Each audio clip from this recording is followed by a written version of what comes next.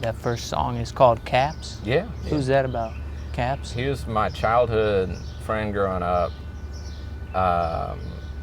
in Pineville, Kentucky. We used to play in the mountains and stuff, and he had a basketball goal with some chain for a net, and I always... That was just the I great liked start that, in and the song. that was yeah. the start, and I kept coming back to that first image of the caps and the basketball goal with the chain for a net, and I thought that was compelling, so.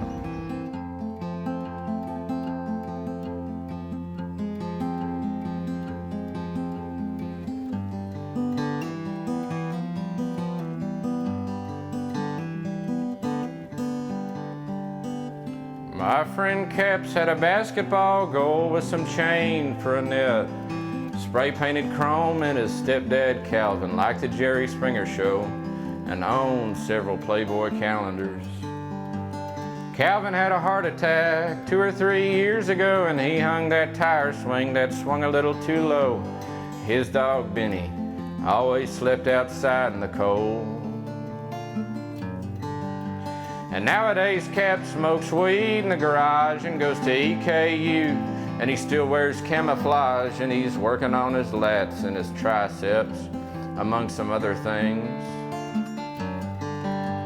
And nowadays I think a lot about the quilts on your bed, and the cat hair on your ceiling fan, and the brain in your head, and the baby blue thong that you like to wear to bed with the big black t-shirt and the semi-painted red. Well, Caps is probably raving about the third time or the second time while he was playing for the Mountain Lions. He got himself a concussion, getting all sentimental and talking in his truck to his favorite distant cousin. And I yearn for those better times with you, like Caps yearns for high school football snaps and dodging sacks, but those beloved days have come to an end. Caps is getting fatter, and I'm at the Chevy Chase Inn. Yeah, man. And I'm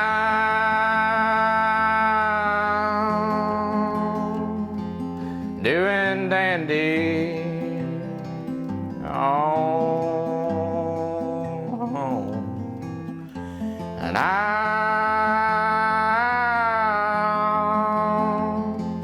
feeling randy.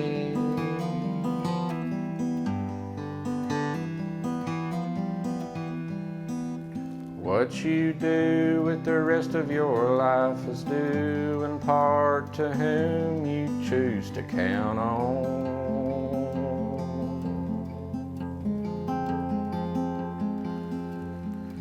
You wasn't ready and neither was I to say if I'm a hill worth willing to die on.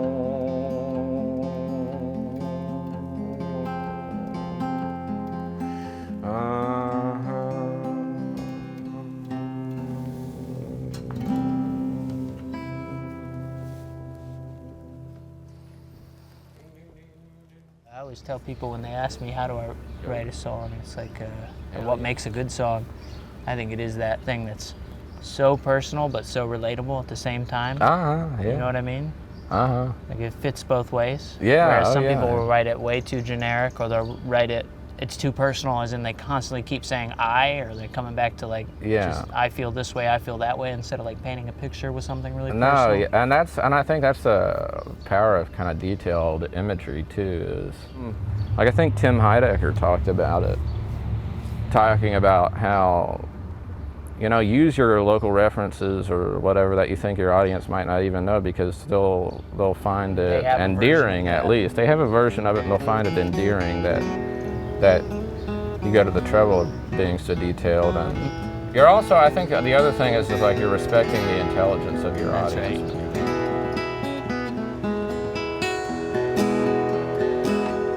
You work the livestock crew on Sunday.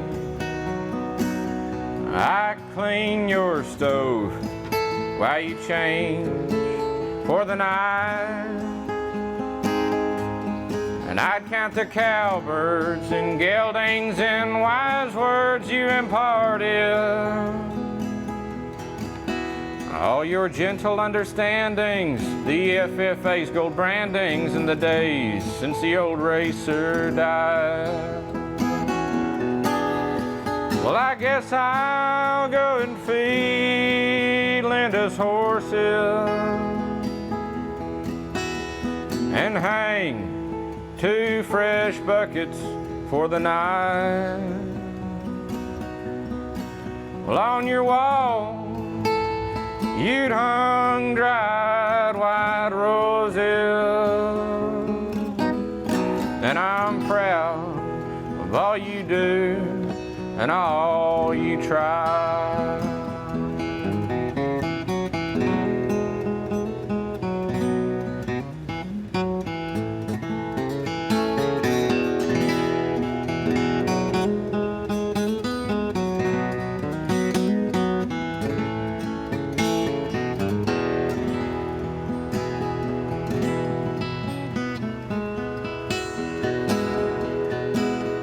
Well, you're treasured more than rope and more than fly sheets on old mares in the middle of July. And I look at you like young boys look at tractors. Yeah, like drunk folk look at drive-through, my kinfolk look at garden. Charlene looked at the racer in his prime. Well, I guess I'll go and feed Linda's horses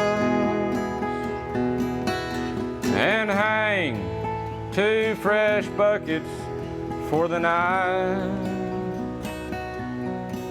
Well, on your wall, you'd hung dried white roses, and I'm proud of all you do and all you try.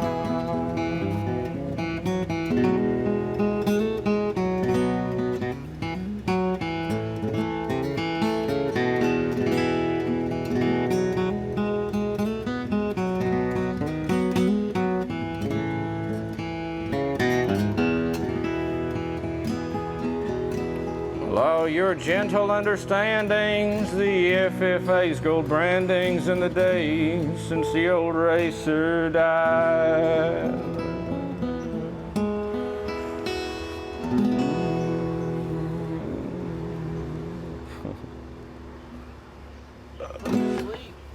That one was the best one.